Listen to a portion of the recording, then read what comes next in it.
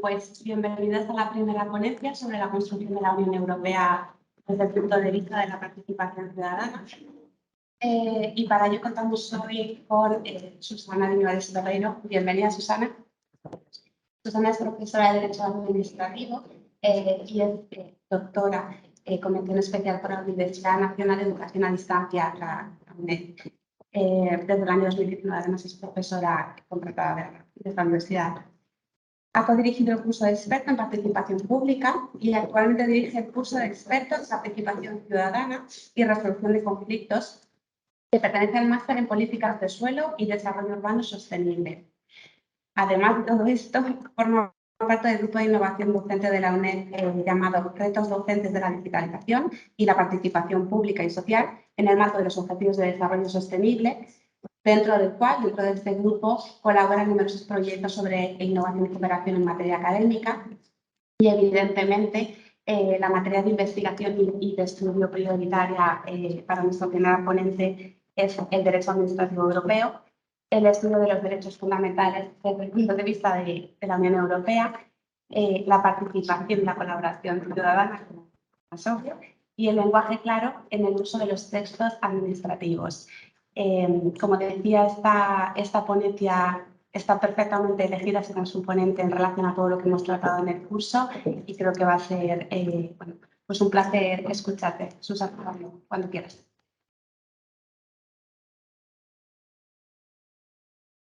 Muchas gracias, Diana, por la presentación. Bienvenidos nuevamente a todos. Buenos días. Es un placer estar aquí en esta sesión y, bueno, en primer lugar quería agradecer a Isaac Martín por haberme invitado para participar hoy en esta jornada de finalización del curso de especialización en la Unión Europea, que con total seguridad habrá sido de gran provecho para todos vosotros. Es un placer estar aquí en este entorno tan maravilloso. Es la primera vez que estoy, me parece precioso. O sea que vamos a pasar una jornada muy agradable. La idea de esta sesión es profundizar en la participación ciudadana. Vamos a ver cómo los mecanismos que se han ido desarrollando en los últimos años en la Unión Europea, los mecanismos de participación ciudadana como complemento a la representación parlamentaria, nunca como de forma exclusiva, sino como un complemento, se van convirtiendo poco a poco en un elemento necesario para fortalecer la democracia, incluso, diría más, para garantizar la supervivencia del proyecto europeo. La intención de la sesión va a ser, bueno, dar una visión un poco histórica de cuál ha sido la evolución de estos mecanismos, profundizar en algunos de los más importantes, hacer un estudio, bueno, un poquito más en profundidad y luego poner el foco en, como ha dicho Diana, en la Conferencia para el Futuro de Europa, el último impulso que desde las instituciones se ha dado para impulsar la democracia y acabar con ese déficit de legitimidad democrática que viene acompañando a la Unión Europea desde sus inicios.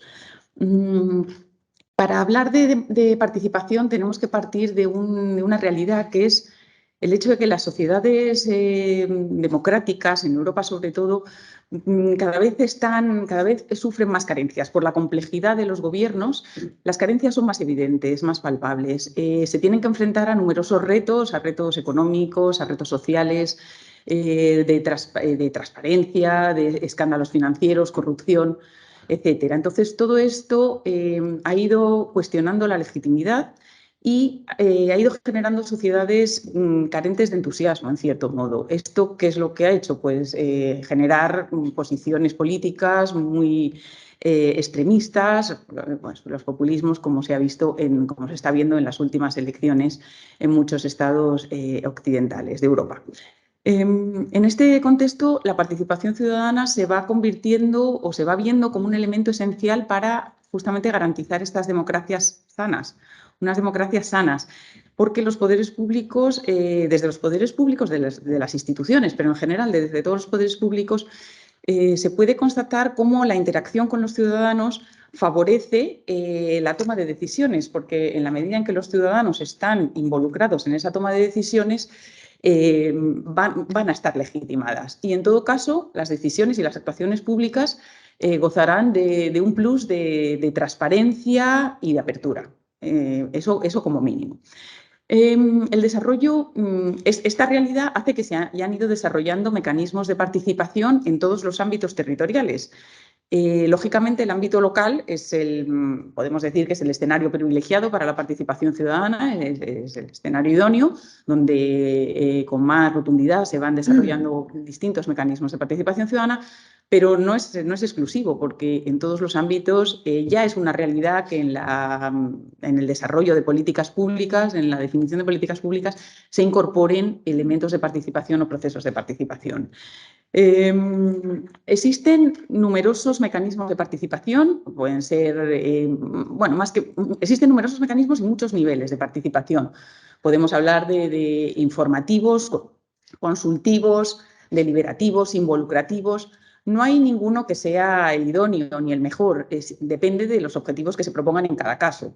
Lo que sí que está claro es que tiene que haber una información clara a la ciudadanía, se tiene que transmitir mucha claridad cuál es la eficacia de estos mecanismos para que no se creen falsas expectativas o puedan ser contraproducentes, y en todo caso las administraciones tienen que hacer siempre un proceso de evaluación y rendición de cuentas. Del mismo modo, en el ámbito de la Unión Europea, en los últimos años también se han ido desarrollando distintos mecanismos de democracia participativa. Como ustedes habrán estudiado, como habréis estudiado, os voy a tutear, si volvemos un poco la mirada a los orígenes de las comunidades, vemos que las prioridades de integración económica hicieron que la Europa política, pues desde el inicio, quedara un poco relegada a un segundo plano, ¿no? Podemos decir que la legitimidad democrática se encuentra en las elecciones al Parlamento Europeo, las elecciones por sufragio universal y directo cada 5 años al Parlamento Europeo. Pues bien, el Parlamento, las primeras elecciones fueron, como ha recordado Diana, en 1979, y hasta el Acta Única Europea realmente los Estados no reconocieron un rol fundamental al Parlamento Europeo, y posteriormente con el Tratado de la Unión Europea ya es cuando se reforzaron más sus poderes y su actividad. Pero este sistema de elecciones cada 5 años parece que no resulta suficiente, porque desde el inicio, y esto pervive en estos días, los ciudadanos europeos tienen una sensación de lejanía, ¿no? Todavía con las instituciones, con lo que es Europa, con lo que es la Unión Europea.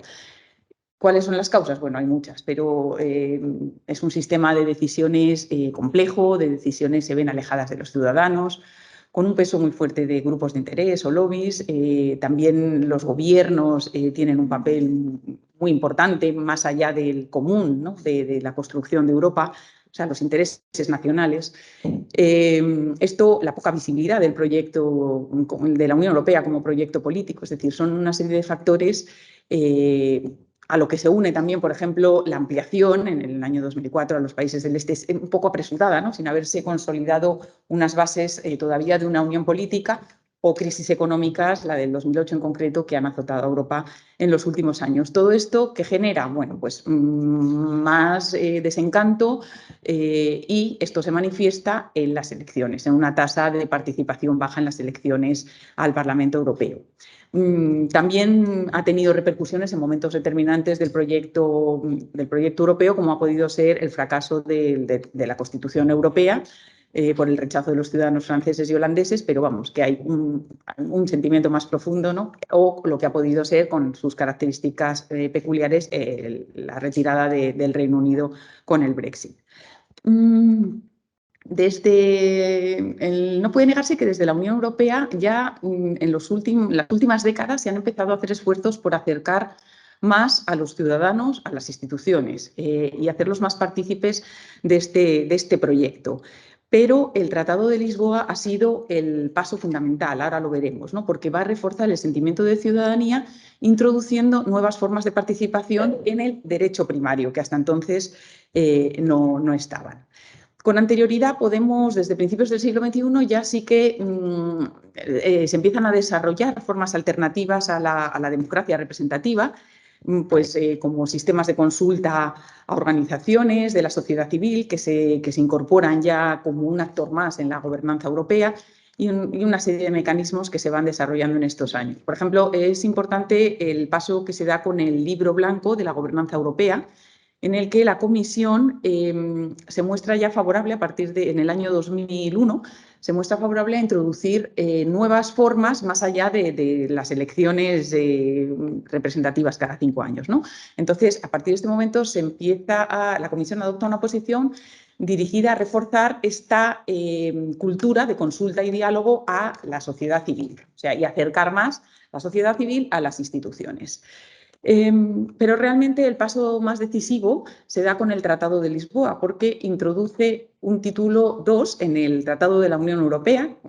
Como sabéis, reforma el Tratado de la Unión Europea.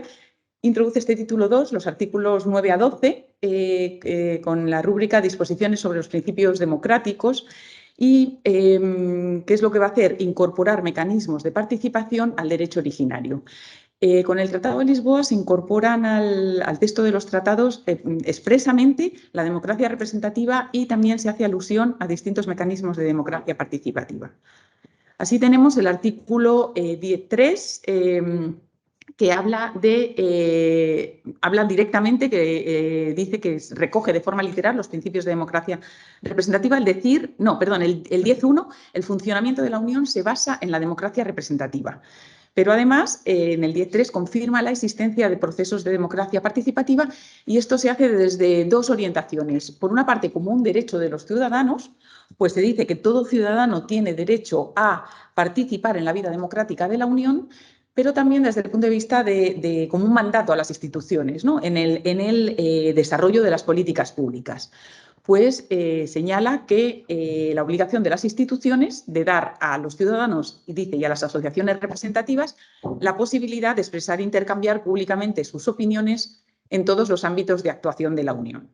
Entonces vemos que quedan consagrados en el derecho originario ya los mecanismos de no solo democracia representativa, sino de democracia participativa.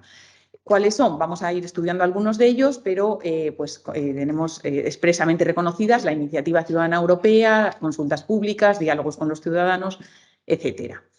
Entonces, aunque ya había mecanismos participativos con anterioridad al Tratado de Lisboa, lo que hace el tratado es institucionalizarlos, es decir, a partir de este momento van a contar con una base jurídica en el derecho originario.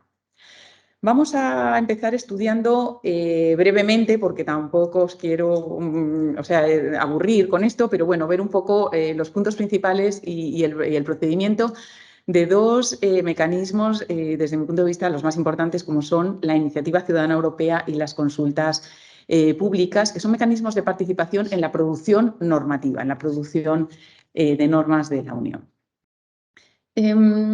La Iniciativa Ciudadana Europea es un mecanismo de participación que permite a los ciudadanos involucrarse activamente en la formulación de políticas públicas. Como hemos dicho, se hace referencia a ella ya en el artículo 11.4 del Tratado de Funcionamiento de la Unión Europea tras la modificación del Tratado de Lisboa.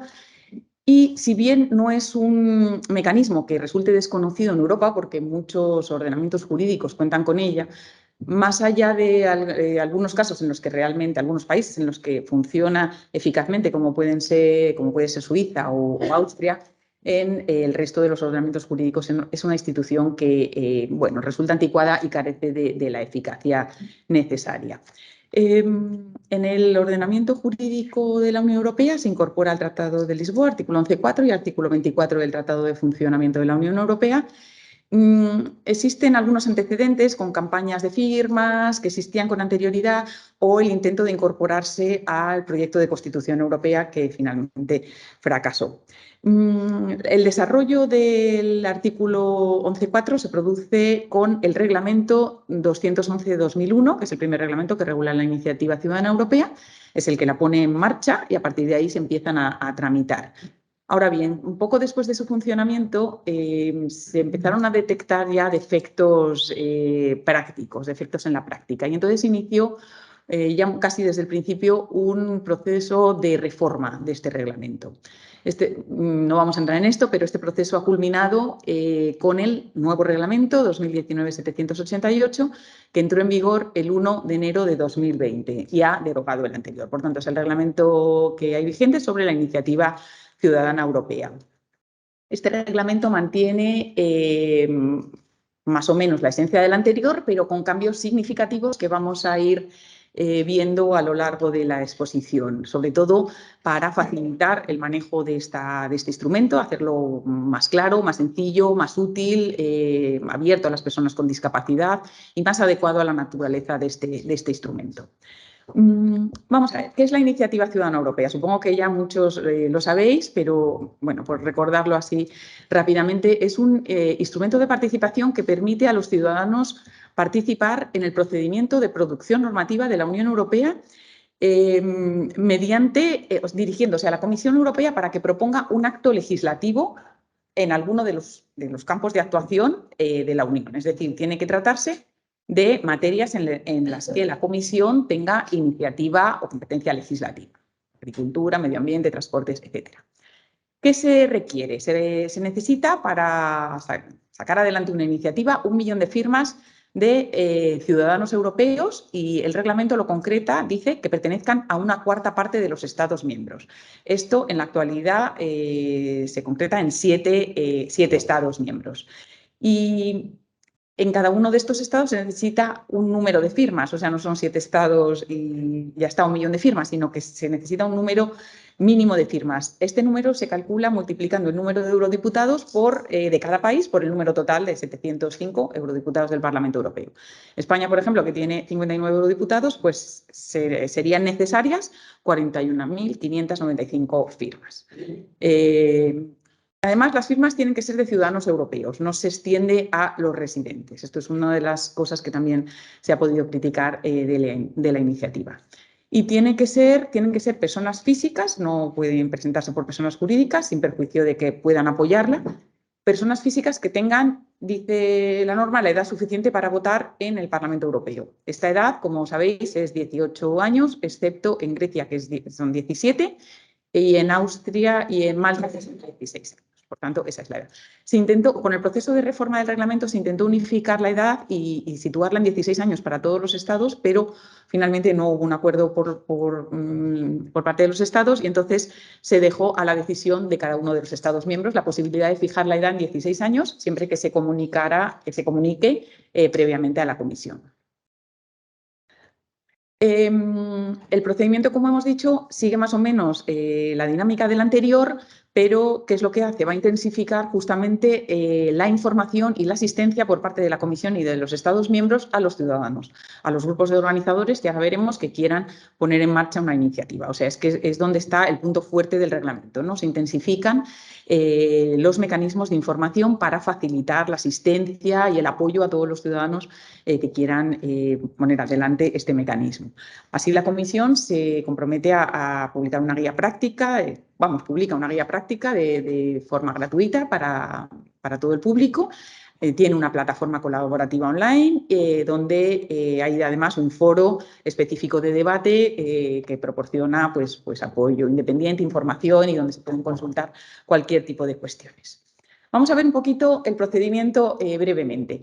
Lo primero que hay que hacer para iniciar el procedimiento es constituir un grupo de organizadores. Este grupo de organizadores está integrado por 7 ciudadanos residentes en 7 Estados miembros con edad suficiente para votar en el Parlamento Europeo. El grupo va a ser el organizador oficial de la iniciativa y tiene que designar un representante y un sustituto, que son los que harán de interlocutores, ¿no?, entre el grupo y la Comisión.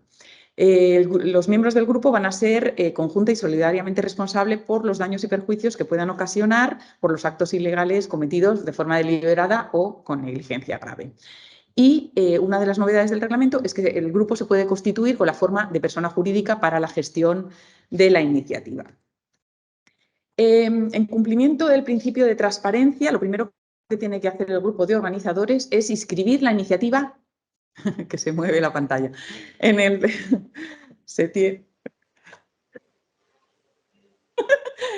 Se mueve sola. Bueno, lo primero que tiene que hacer es inscribirla en el registro. La comisión tiene que inscribir la iniciativa en el registro web de la comisión. Para esto, la comisión no se inscribe. Perdona, que no sé qué está pasando. Ya está.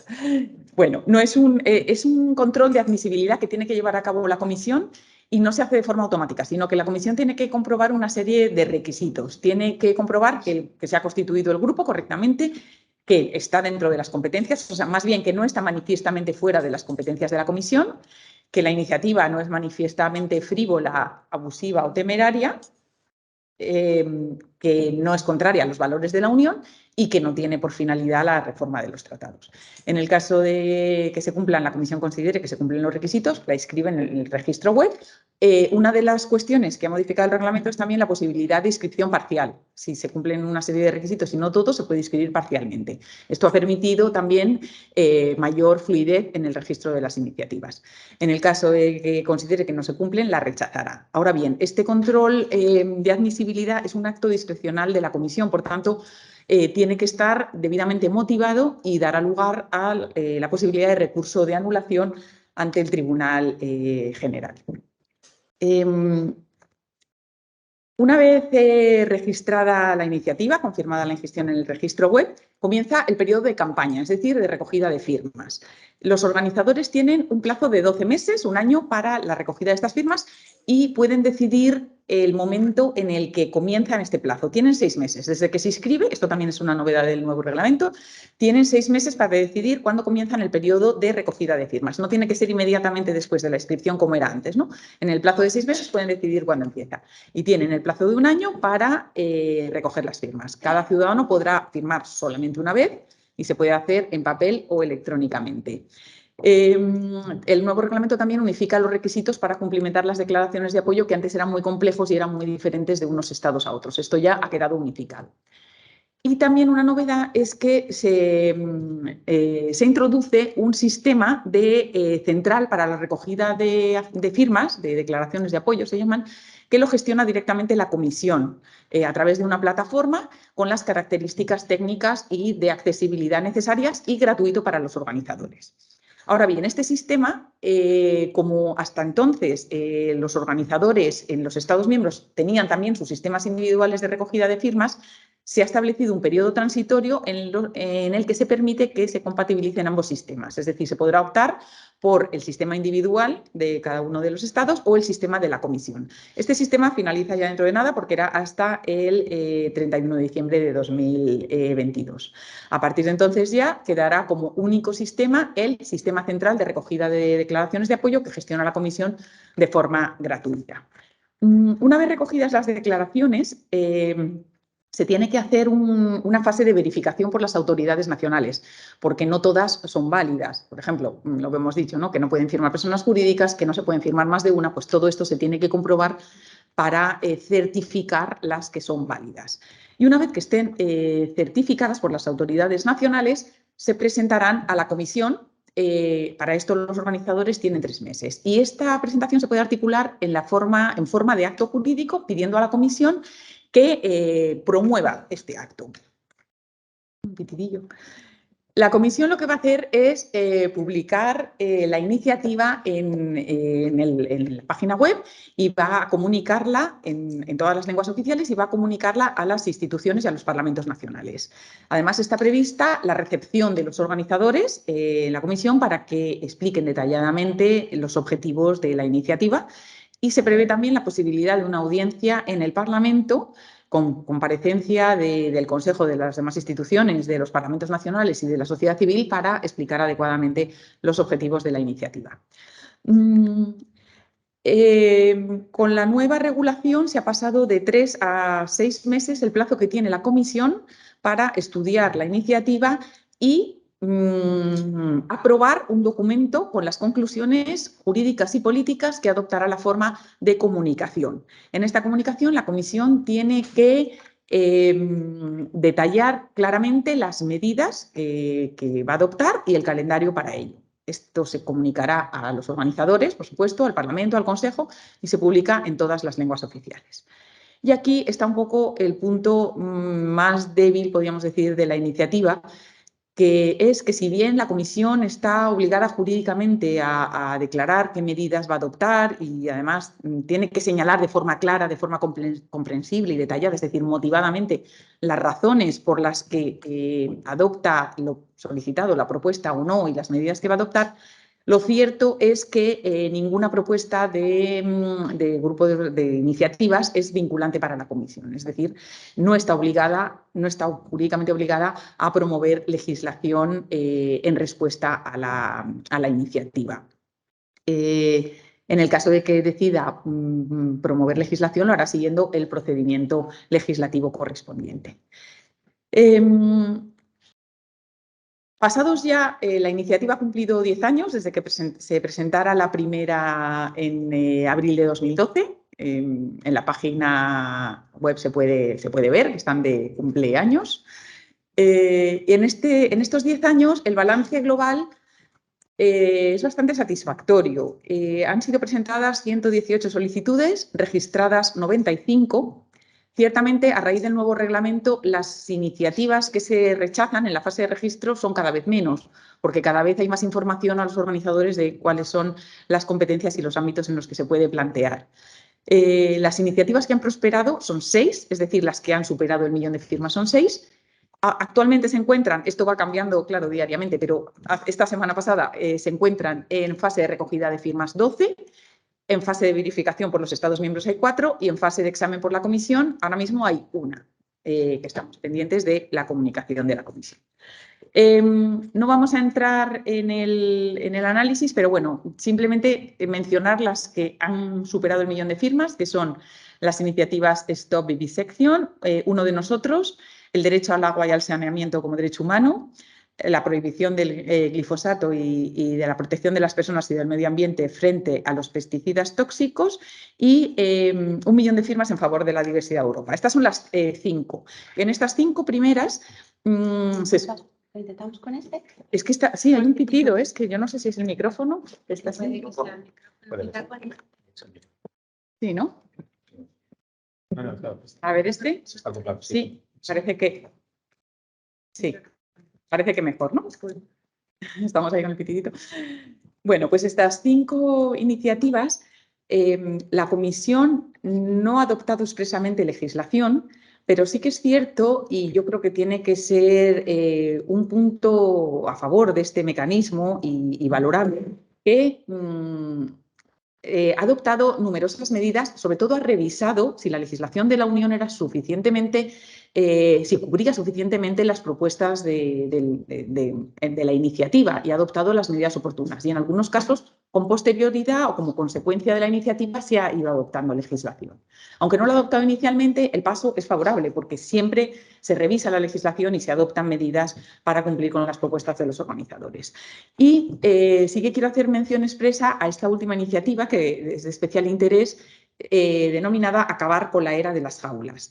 En esta los organizadores pedían a la Comisión la adopción de legislación que ponga fin al trato inhumano de los animales de granja y, bueno, finalmente busca el bienestar animal.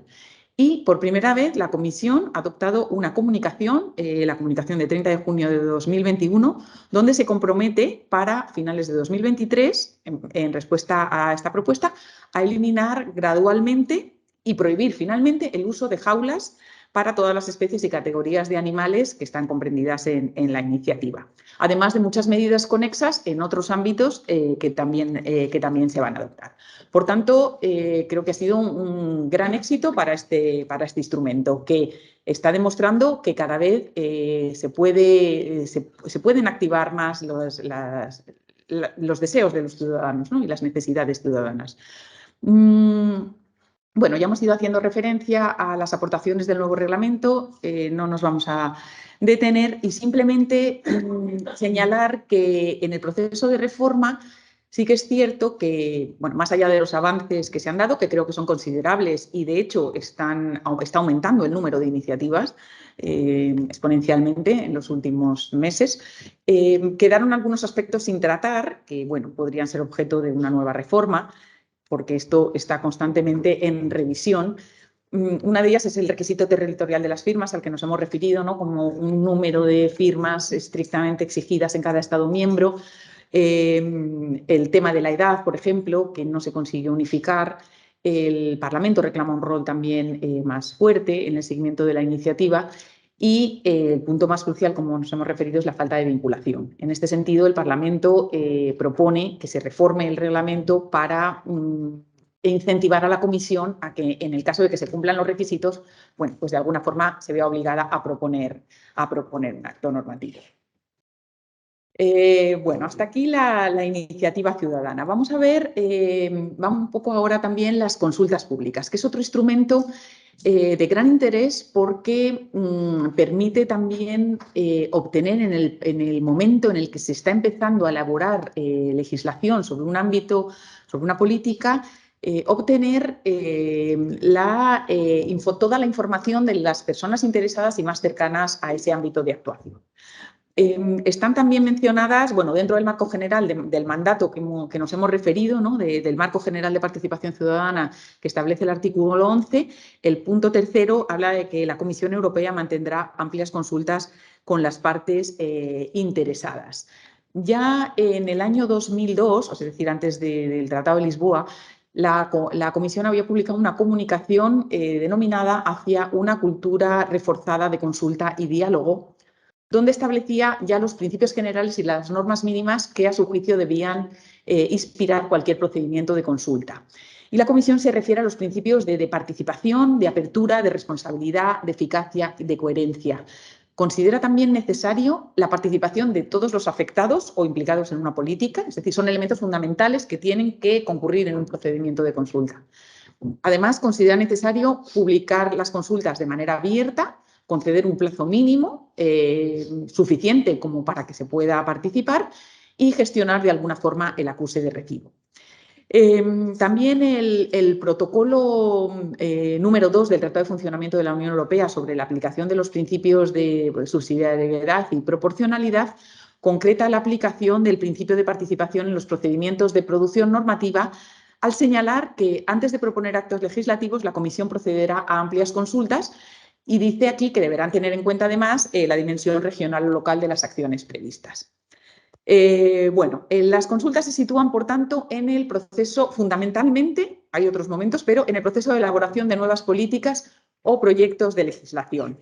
Y como decía, el objetivo es calcular, ver cuál va a ser el impacto que tiene la futura legislación. Por tanto, obtener de todos los relacionados, implicados, interesados, expertos en un ámbito, con un interés en un asunto concreto, su opinión o su conocimiento sobre esta materia. Eso en cuanto a los interesados, pero también se abre a todos los ciudadanos, es decir, todos aquellos que quieran expresar sus opiniones o comentarios sobre temas de interés. Las consultas se sitúan de este modo en el programa Legislar Mejor, que viene ya desde el año 2015, en el que la Comisión busca mayor transparencia en la elaboración de las políticas y de la legislación. Y uno de sus objetivos es mejorar precisamente el proceso de consulta. En la actualidad, los ciudadanos pueden participar en las distintas fases del proceso legislativo. Y para eso, supongo que lo conocéis, pero está el portal web que se llama Contribuir al proceso legislativo. Y en concreto, esto también va cambiando y se va cambiando de denominación. Cada cierto tiempo se denomina Díganos lo que piensa. Y aquí se puede acceder a la participación en distintas fases del proceso, desde propuestas iniciales para la adopción de nueva legislación o evaluación de un texto legislativo existente, evaluaciones de impacto, propuestas legislativas aprobadas por la Comisión, proyectos de actos delegados o actos de ejecución, evaluaciones de controles de adecuación a políticas existentes, pero también otro tipo de actos que lleva a cabo la Comisión, como pueden ser, por ejemplo, los libros verdes. Y además, los ciudadanos europeos pueden manifestar su opinión respecto a las mejoras de la legislación en cualquier momento, o sea, proponiendo mejoras de la legislación. Todo esto se enmarca dentro del programa de adecuación y eficacia de la reglamentación, en el que la Comisión busca simplificar la legislación vigente, reducir costes innecesarios, en definitiva, simplificar. Hay una nueva plataforma que se denomina Preparados para el Futuro, que contribuye al programa de adecuación y eficacia de la reglamentación, justamente con una simplificación, buscando la simplificación de la legislación para que los ciudadanos la perciban más cercana, más comprensible y más clara. ¿Cómo se presentan, cómo se puede participar en este proceso de consulta? Bueno, pues se puede participar a través de un cuestionario que en esta página que hemos dicho, díganos lo que piensa, se accede a él online. También se puede participar por correo electrónico. El cuestionario es con distintas ABC, como si fuera un test, y también con un espacio para manifestar opiniones en cualquier lengua de las 24 lenguas de la Unión Europea. La Comisión, a raíz de un procedimiento de consulta, se compromete a analizar detalladamente todas las opiniones o aportaciones dadas por los ciudadanos europeos y tendrá que emitir 2 informes. Uno con los datos de participantes, o sea, más bien perfil, número de participantes, distribución geográfica, más de tipo objetivo, y un informe realizando un análisis detallado de las respuestas y de las contribuciones dadas por los ciudadanos y, sobre todo, señalar cómo pretende tener en cuenta esas aportaciones, si las pretende tener en cuenta o no, y las razones para ello. En todo caso, en las exposiciones de motivos que acompañen a las propuestas legislativas de la Comisión o las comunicaciones de la Comisión, se tendrá que hacer referencia siempre a cómo se han realizado estas consultas y cómo se han tenido en cuenta los resultados de los ciudadanos en la propuesta. Por tanto, vemos que se trata de un instrumento de participación que es bastante desconocido, como en general todos lo que estamos viendo y lo que vamos a ver son desconocidos por la ciudadanía, pero que tiene gran potencial para los ciudadanos europeos y, sobre todo, tiene gran potencial en la medida en que se vayan desarrollando más los medios telemáticos y todo el desarrollo tecnológico. Entonces, hay que hacer un esfuerzo porque tiene todavía mucho que mejorar, ¿no?, de cara a la comunicación y que llegue al público. Como ha señalado Diana, otro de los mecanismos de interacción de los ciudadanos con las instituciones son los diálogos. Los diálogos con los ciudadanos. Están también referenciados en el artículo 11.2, que señala que las instituciones mantendrán un diálogo abierto, transparente y regular con las asociaciones representativas y con la sociedad civil. Estos diálogos fueron lanzados por la Comisión en el año 2013, coincidiendo con el Año Europeo de los Ciudadanos, y a partir de este momento se han desarrollado en numerosas ciudades europeas. La pandemia tuvo que un poco reconducir los canales, pero se han seguido realizando y han vuelto a hacerse de manera presencial. Y a través de ellos lo que se trata es de que los ciudadanos puedan dialogar con representantes, con altas representantes de la Unión y personalidades políticas sobre asuntos de su interés que les preocupan o que les interesan. Nuevamente, creo que uno de los puntos débiles es el desconocimiento por la ciudadanía. Cada vez se van conociendo más, pero todavía hay que hacer un mayor esfuerzo de comunicación. Y ahora vamos a hacer referencia a 2 derechos que estaban ya en el ordenamiento jurídico de la Unión Europea, se introdujeron con el Tratado de la Unión Europea, pero que también tienen un gran potencial como mecanismo de participación ciudadana, de conexión de los ciudadanos con las instituciones, como son el derecho de petición ante el Parlamento Europeo y el derecho a presentar reclamaciones al Defensor del Pueblo Europeo por casos de mala administración. En especial, el derecho de petición ante el Parlamento Europeo. Este mecanismo, el Parlamento Europeo, en un informe muy reciente, lo ha categorizado como un mecanismo de participación, el más antiguo, el más sencillo y directo que puede poner a los ciudadanos en contacto con las instituciones para permitirles plantear sus puntos de vista sobre la legislación de la Unión, sobre las estrategias de la Unión, sobre reclamar lagunas en la aplicación del derecho, sobre deficiencias en la aplicación, sobre vulneraciones del derecho, es decir, sobre muchas cuestiones, que es un mecanismo muy simple, muy transparente, muy claro, por tanto, un mecanismo de democracia participativa verdaderamente, más allá de ser un derecho fundamental de los ciudadanos europeos. Se lleva a cabo, o sea, la encargada de la recepción de las peticiones es la Comisión de Peticiones del Parlamento Europeo. Y, bueno, aquí os he puesto un poco el marco normativo, pero no vamos a entrar, está regulado en el tratado y también como derecho fundamental en la Carta y desarrollado por el Reglamento Interno del Parlamento Europeo, que actualmente es el correspondiente a la 9ª legislatura de 2019 a 2024.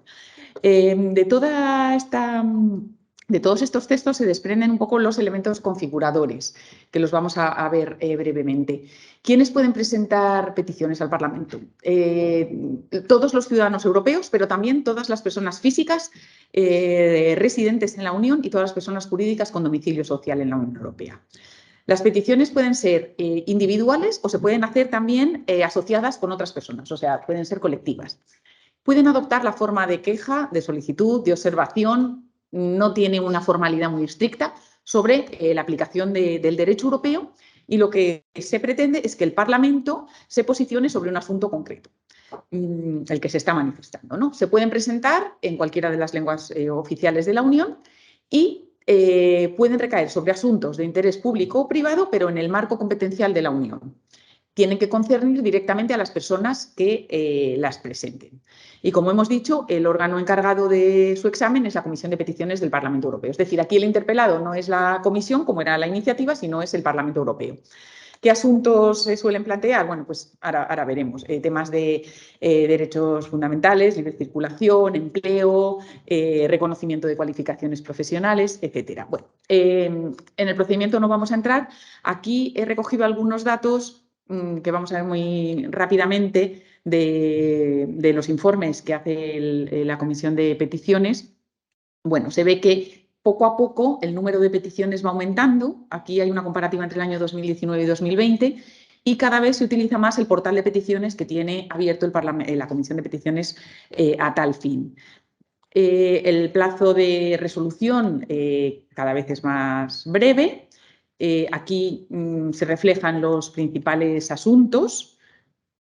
Bueno, no vamos a entrar. No, perdón, los asuntos. A ver, no, aquí vemos que cada vez son menos las declaradas improcedentes, por tanto hay también más información a los ciudadanos para saber cuáles son los ámbitos de actuación. Los estados que presentan más peticiones, vemos que España es uno de los que está a la cabeza. Los principales asuntos que preocupan a los ciudadanos y a través de los que presentan peticiones y como, bueno, valoración final, quiero resaltar que más allá de ser un derecho fundamental, presenta gran virtualidad como elemento de democracia participativa. Es un elemento crucial de comunicación entre los ciudadanos y las instituciones. Permite a las instituciones. Es una fuente también muy apreciable de información para las instituciones porque les permite detectar vulneraciones, deficiencias, retrasos en la aplicación del derecho europeo, violaciones de derechos de los ciudadanos, incumplimientos del derecho de la Unión, etcétera. ¿Cuáles son los principales problemas? Bueno, pues un poco lo mismo que en otros instrumentos, el desconocimiento por parte de la ciudadanía y también se ha achacado la falta de colaboración fluida con la Comisión y con el Defensor del Pueblo Europeo. ¿Qué retos, por tanto, se nos presentan para este instrumento que consideramos de gran potencial? Pues mejorar la información a los ciudadanos a través de campañas de información, de educación cívica desde la infancia, desde la juventud, foros interactivos para ciudadanos, estableciendo con mayor claridad cuáles son los ámbitos en los que se pueden presentar reclamaciones y esto se consigue pues, con una motivación adecuada de las peticiones que son inadmitidas por parte del Parlamento, que los ciudadanos vean que se trata de un instrumento que puede dar soluciones reales a los problemas de los ciudadanos, que vean este potencial que tienen. Para esto se requiere también que haya mayor colaboración con la Comisión y con el Defensor del Pueblo Europeo y también se pide a las autoridades nacionales que adopten las medidas necesarias para responder a las preocupaciones de los ciudadanos. Y ya, por último, nos referimos muy brevemente al derecho a presentar reclamaciones al Defensor del Pueblo Europeo, que también es uno de los derechos fundamentales de los que constituyen el Estatuto del Ciudadano Europeo, pero también tiene potencial como herramienta de participación ciudadana. ¿Por qué? Y así lo ha considerado el Parlamento en esta resolución reciente de marzo de 2022. Porque refuerza la relación de los ciudadanos con las instituciones y además aumenta la confianza en ellas, va a generar una ciudadanía más activa y promueve, en todo caso, la transparencia y la buena administración. El marco normativo está previsto también está regulado en el Tratado de Funcionamiento como derecho fundamental en la Carta de los Derechos Fundamentales y recientemente se ha aprobado un nuevo estatuto del Defensor del Pueblo Europeo por reglamento de 2021-1163. De la regulación contenida se desprenden estos elementos que revisamos muy rápidamente. Pueden presentar reclamaciones todos igual que el derecho de petición al Parlamento Europeo, todos los ciudadanos europeos, pero también los residentes en personas físicas y personas jurídicas que tengan domicilio social en la Unión. Y las reclamaciones se tienen que referir a un caso de mala administración. Este concepto de mala administración, bueno, es un concepto que no está previamente definido como tal, ha sido el propio Defensor del Pueblo el que lo ha ido matizando a través de sus informes y, en todo caso, constituye mala administración cualquier vulneración de los tratados, de la legislación, de los principios establecidos por el Tribunal de Justicia o de los derechos fundamentales. Y esto se concreta en cualquier tipo de irregularidad administrativa, discriminación, abuso de poder, denegación de información, retrasos injustificados. Todos estos supuestos son constitutivos de mala administración.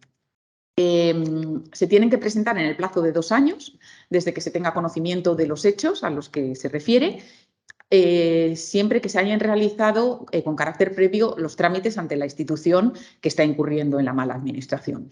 Pero, a diferencia del derecho de petición, en este caso no se requiere que haya una relación directa del asunto del reclamante con el asunto. Se pueden presentar bien por escrito, por medios electrónicos y en la página del Defensor del Pueblo Europeo lo podéis ver y podéis un poco trastear y ver todo esto. Hay un formulario estándar a través del que se puede presentar la reclamación una vez registrado. Y igualmente en cualquiera de las lenguas de la Unión. Como conclusión de este instrumento, lo mismo, es más allá de ser un derecho fundamental, es un instrumento de conexión entre los ciudadanos y la Unión que igualmente es bastante desconocido y es cierto que puede tener efectos directos en la agenda política de la Unión. Por tanto, es necesario intensificar los mecanismos de comunicación para que se conozca por la ciudadanía y se pueda ver el potencial que tiene. Y ya, para no dilatarnos más, quiero hacer... bueno, aquí he puesto algunos datos, pero bueno, no vamos a entrar ya. Vamos a entrar ya en ver un poco qué ha pasado con la conferencia sobre el futuro de Europa. Bueno, todos estos avances a los que nos hemos referido y que fundamentalmente han sido intensificados por el Tratado de Lisboa, como hemos visto, nos llevan un poco a la conclusión de que no se ha producido realmente una transformación fundamental en cuanto a cómo los ciudadanos participan en la vida democrática de la Unión, ¿no? Esto es un poco una realidad y se debe a los factores estructurales a los que ya hemos hecho referencia, pero también a factores propios de los mecanismos de participación que vemos que no son tan conocidos por la ciudadanía como podrían serlos y, por tanto, el acceso a los mismos y la influencia es desigual y siempre va a haber unos grupos de presión que tengan más influencia y más poder, ¿no?, de cara al uso de estos instrumentos de participación. Una frase que señala la doctrina que me gusta mucho es: la Unión Europea se esfuerza en ser democrática, pero no es percibida como tal. Y el debate sobre la legitimidad sigue todavía presente. La imagen de distancia y de complejidad del aparato europeo pervive entre la mayoría de los ciudadanos europeos. Pero la Unión se sigue enfrentando a retos de todo tipo, a retos económicos, a retos geopolíticos, como un caso muy evidente y que hemos podido ver y que tenemos presente es la guerra de Ucrania. Y ahora es más necesario que nunca reforzar su funcionamiento democrático. Esto lo hemos visto y se ha puesto de manifiesto con claridad. En este contexto, desde las instituciones se vio necesario revitalizar el modelo democrático, abrir un periodo de reflexión para dar voz a los ciudadanos y hacerles sentir que sus intereses son tenidos en cuenta en Europa, ¿no? Demostrar que la Unión puede escucharles y demostrar que la Unión puede dar solución a sus problemas y a sus necesidades. Pues bien, se decidió abrir un periodo de reflexión. La referencia, como sabréis, la primera referencia que existe a este proceso la hizo Macron en una carta a los ciudadanos europeos, donde ya habla ya hace referencia a una conferencia sobre el futuro de Europa como un foro inclusivo de ciudadanos, de representantes de las instituciones, de los estados, encargado de debatir y de proponer los cambios necesarios para dar continuidad, para que pueda continuar este proyecto europeo. Incluso se hablaba de la posible reforma de los tratados. Una referencia más expresa se hace en el discurso de apertura de la sesión plenaria por la recién elegida presidenta de la Comisión Europea, Ursula von der Leyen, en julio de 2019, donde señala expresamente, dice: aspiro a que los europeos construyan el futuro de la Unión y que desempeñen un papel destacado en el establecimiento de nuestras prioridades y nuestro nivel de ambición. Deseo que los ciudadanos expresen su opinión en una conferencia sobre el futuro de Europa. En la comunicación de la Comisión de 22 de enero de 2020, que lleva el título Perfilando la conferencia sobre el futuro de Europa, se presenta ya, siguiendo las indicaciones políticas de la nueva Comisión, se presenta ya el proyecto que va a dar luz a la conferencia. Como decimos, lo que se pretende es revitalizar este modelo democrático, acabar con estas carencias y hacer transmitir a los ciudadanos que se pueden resolver sus problemas y darles voz para la resolución de sus problemas, pero incluso también para cómo quieren definir el futuro de este proyecto europeo. O sea, y un paso más allá, ¿no?, en la propia definición del futuro de Europa. Pues bien, tras los trabajos preparatorios, el 10 de marzo de 2021 se firmó la declaración conjunta relativa a la Conferencia sobre el Futuro de Europa, que lleva el subtítulo Colaborar con los ciudadanos por la democracia, construir una Europa más resiliente.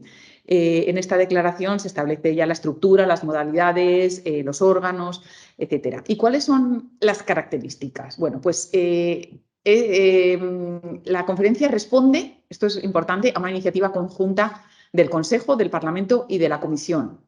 Además, se trata de un proceso novedoso e innovador que no tiene precedentes en la historia de la Unión Europea. Se abre a todos los ciudadanos de los 27 estados en las 24 lenguas oficiales, de cualquier condición, pero poniendo un especial foco en los jóvenes. Y se establece como un mecanismo de participación continuado en el tiempo que tiene por objeto escuchar a los ciudadanos, fomentando el debate y la reflexión. ¿Cómo se estructura? Bueno, hay una presidencia de la Comisión que corresponde a una autoridad tripartita representada por la presidencia del Parlamento, de la Comisión y del Consejo, y un comité ejecutivo que cuenta con 3 representantes y 4 observadores de cada institución. El Comité de las Regiones y el Comité Económico y Social pueden participar como observadores. ¿Y cuáles son las funciones del comité? Bueno, pues tomar las decisiones por consenso, supervisar todo el proceso y preparar las sesiones del pleno de la conferencia que ahora veremos. La conferencia fue inaugurada el 9 de mayo de 2021 y ha tenido una duración de un año, hasta el 9 de mayo del 22, coincidiendo con el Día de Europa. Para el desarrollo y el logro de sus objetivos se ha estructurado en 4 elementos, que ya supongo que conoceréis, pero los vemos brevemente. Una plataforma digital multilingüe. Esta plataforma se abrió un poquito antes de la apertura de la conferencia, el 19 de abril, y ha permitido a los ciudadanos presentar ideas, debatirlas, sumarse a otras, aquí tenemos cualquiera de los ámbitos, de las materias sobre las que se ha estructurado la conferencia, que son todas estas. La idea de la plataforma era que surgieran propuestas políticas para luego debatirlas. También ha habido eventos descentralizados que han sido unos presenciales, otros telemáticos y otros híbridos en todos los niveles territoriales, tanto a escala de la Unión, a escala nacional, transnacional, regional, local, con participación de la sociedad civil, de los interlocutores sociales y de las partes interesadas. Otro de los elementos son los paneles de ciudadanos, que este es el elemento genuino de la conferencia y al que se quiere dar vida de forma permanente. Porque ha permitido, se han creado 4 paneles de 200 ciudadanos cada uno, es decir, en total 800 ciudadanos seleccionados al azar de forma aleatoria entre los 27 Estados miembros. ¿Y qué es lo que ha pretendido reflejar? Pues justamente la diversidad que supone la Unión Europea, tanto en cuanto al origen geográfico, nacionalidad, ya sea procedencia urbana, procedencia rural, de género, de edad, de contexto socioeconómico y de nivel de educación, dando un protagonismo especial a los jóvenes, porque un tercio de cada panel estaba destinado a jóvenes entre 16 y 25 años. La tarea de los paneles era reflexionar conjuntamente sobre las materias en las que se estructura la conferencia y proponer una serie de recomendaciones que luego se iban a incorporar al pleno de la conferencia. Y el último elemento es el pleno de la conferencia, que se ha organizado distintas sesiones plenarias en las que se han debatido tanto las recomendaciones, como decimos, emanadas de los paneles, como todas las aportaciones recibidas de la plataforma digital. Este pleno está integrado por ciudadanos, representantes del Parlamento Europeo, de los parlamentos nacionales, de los gobiernos nacionales, de la Comisión, de todas las instituciones, agentes sociales y representantes de la sociedad civil. Pero la característica es que los representantes ciudadanos y los representantes de instituciones han estado equilibrados en su número, o sea, han participado en pie de igualdad y han podido debatir al mismo nivel. El pleno de la conferencia ha velado por que las recomendaciones que provenían de los paneles fueran debatidas sin un resultado previamente determinado, o sea, predeterminado, ¿no? En los ámbitos definidos.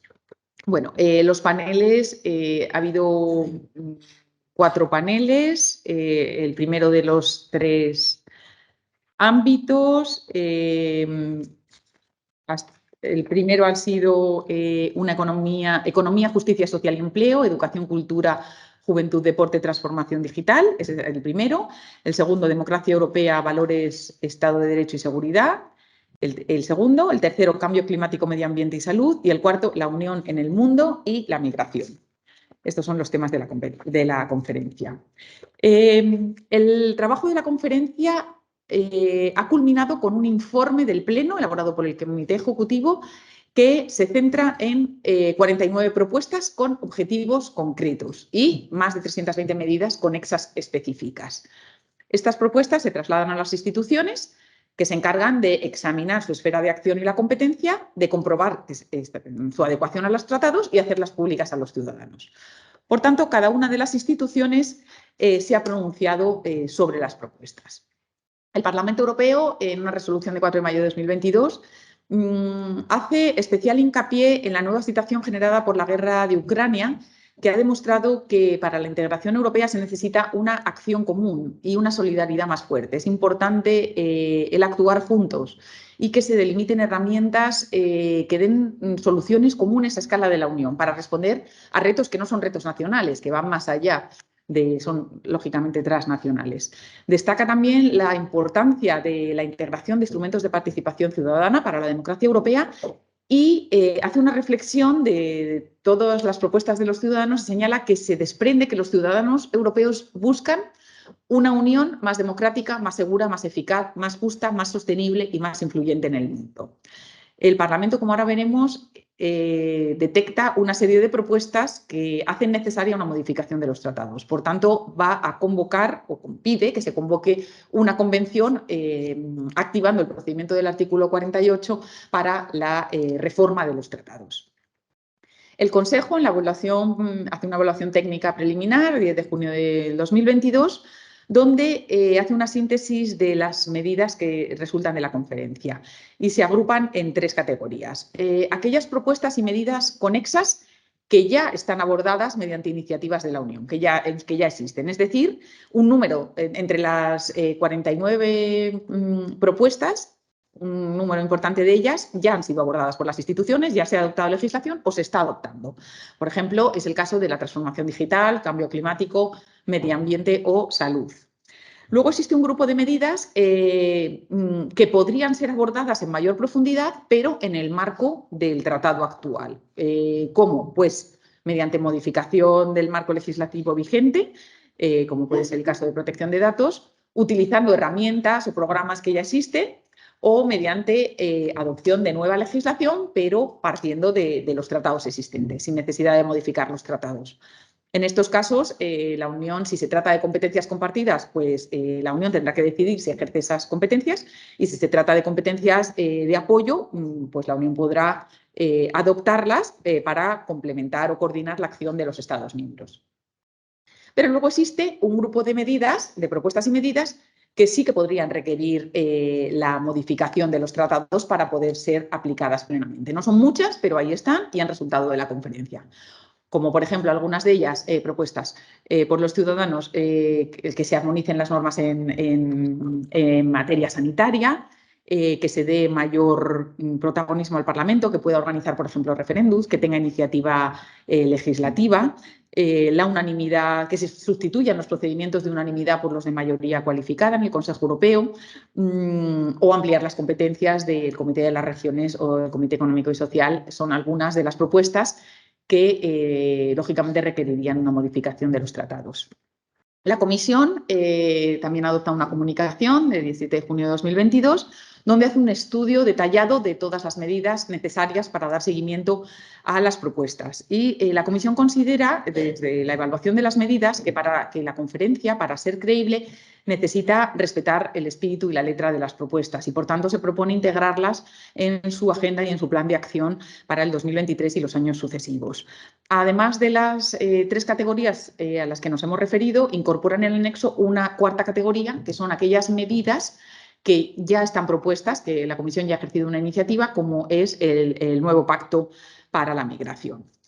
Y ya para concluir, para no irnos ya mucho de tiempo, una breve valoración del balance de los resultados de la conferencia. Bueno, tenemos que hacer un balance, unas conclusiones de distinto orden. Por una parte, respecto a estas medidas que se proponen y que requieren la modificación de los tratados. Bueno, aquí está un poco el punto crítico de la conferencia, porque la capacidad o el potencial de la conferencia para modificar los tratados quedó impreciso, no quedó claramente delimitado, quedó sin aclarar desde el principio, porque si bien inicialmente la conferencia lo quiso introducir, los estados no se pusieron de acuerdo. Por tanto, se acordó que cada institución pudiera dar el seguimiento a las propuestas en función de sus competencias, pero no quedó definitivamente claro.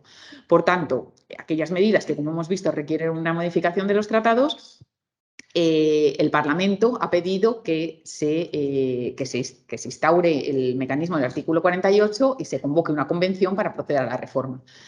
Esto son los Estados miembros, por mayoría simple, los que tendrán que decidirlo, pero lógicamente parece que estamos un poco alejados de que sea una realidad por el proceso complejo que puede suponer una reforma de los tratados. Esto puede ser un punto contraproducente de la conferencia, porque ha podido generar falsas expectativas en la ciudadanía, un impacto negativo. Otro resultado es en cuanto al balance de la participación. ¿Cuál ha sido la participación en el propio proceso de la conferencia? Bueno, en este caso los resultados son bastante optimistas, y así se observa desde las instituciones. Han participado 5 millones de ciudadanos, 50.000 participantes activos, pero nos tenemos que plantear, ¿ha llegado realmente la conferencia a una mayoría de los ciudadanos, o todos los grupos sociales han sido representados en la conferencia? En este punto creo que hay que hacer un ejercicio de autocrítica, pues a pesar de que los datos de participación son altos, la realidad es que más allá de los que estamos cercanos, como todos vosotros, al derecho de la Unión, la mayoría, hay un enorme porcentaje de la ciudadanía que ha tenido desconocimiento de este instrumento y ha pasado desapercibida. ¿Cuál es la causa? Pues bueno, fundamentalmente la falta de implicación de los medios nacionales, que no lo han sabido transmitir y por tanto no ha tenido el significado político en los Estados miembros, el que debía haber tenido. A pesar de todo, ¿qué implicaciones puede tener? No todos los resultados son negativos y tenemos que sacar algunas lecciones positivas de este proceso. La principal, y así ha sido, la doctrina es bastante uniforme en considerarlo, los paneles de ciudadanos. Ha sido un instrumento genuino de esta conferencia, como hemos visto, y se pretende su institucionalización, es decir, hacerlos ya, constituirlos de forma más permanente. ¿Por qué los paneles? Porque, por una parte, la Unión no tiene una estructura que permita dar visibilidad a grandes audiencias, y se ha visto que los paneles de ciudadanos han funcionado bien y que se ha podido demostrar que han sido un elemento para la participación de los ciudadanos y que esta participación es posible, ¿no?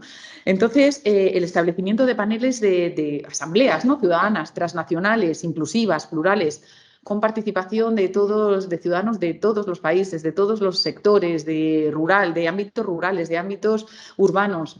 Se ha visto que funciona, que la participación es posible. Desde la Comisión se ha propuesto su institucionalización, articularlos de forma más estable para deliberar en materias y en momentos puntuales, incluso incorporarlos a la agenda de los procesos legislativos dentro del proceso de mejora de la legislación. Y ya, como conclusión final, mi percepción, y no sé si la vuestra, es que la Unión Europea, que el establecimiento de mecanismos de democracia participativa son necesarios para el mantenimiento de la democracia en Europa, para el fortalecimiento de esta democracia y para la continuidad del proyecto europeo, que se han dado pasos muy importantes, que hay mecanismos, cada vez va habiendo más, pero que falta todavía dar un paso, sobre todo en cuanto a la comunicación, para que llegue a todos los ciudadanos de todos los Estados miembros. Y muchas gracias. Si alguien tiene alguna duda o alguna aportación o quiere hacer algo, pues encantada de escucharles. Muchas gracias.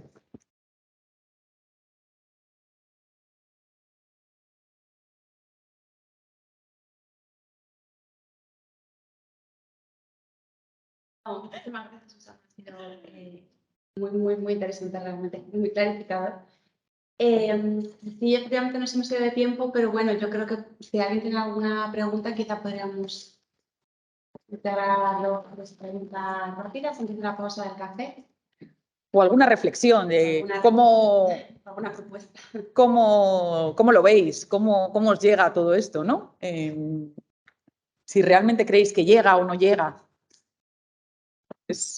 Yo, por ejemplo, sí que me surgió una duda a raíz de los procesos participativos de la COFE y futuros, porque estoy de acuerdo contigo en que la ciudadanía a veces se queja de que no tiene suficiente implicación o suficiente información, pero sin embargo, hace poco se publicó un Eurobarómetro de Juventud donde se decía que el 81% de los jóvenes sentían una gran adhesión al proyecto europeo. Entonces, me pregunto, ¿es un problema generacional? ¿Con iniciativas como la COFE podemos implicar más a la ciudadanía y que se sienta más parte del proyecto? Sí, efectivamente. Yo creo que en parte es un problema generacional, porque también las nuevas tecnologías permiten que esto llegue a una mayor cantidad de población, y precisamente los jóvenes son los que están más cercanos a todo esto. Entonces les resulta más sencillo, más fácil, a través de redes, a través de numerosos mecanismos, estar más informados. Entonces yo creo que el punto de partida es la información. Y es cierto que la brecha digital en este punto es importante, ¿no? Porque es difícil para un determinado sector de la población, a lo mejor, llegar a conocer estos instrumentos. Y eso, en el caso de los jóvenes, creo que el futuro va a cambiar, porque lo tienen más cerca, más accesible y más fácil. Y eso hay que aprovecharlo. Hay que aprovecharlo, y hay que aprovecharlo desde una juventud muy. Por eso lo de los 16 años, ¿no? Porque ya que desde los coles empiecen a saber que esto es posible. Y creo que sí, creo que se están dando pasos. Creo que la posición general de los jóvenes es diferente. La participación de los jóvenes ha sido muy importante en la conferencia. Por tanto, creo que las expectativas de futuro son bastante buenas. Bueno, muchísimas gracias. De acuerdo, pues entonces, pausa del café, que será el patio del Tesoro abajo, hasta las 12:10, que se inicia la segunda ponencia de la CUN. Muchas gracias a todos. Gracias.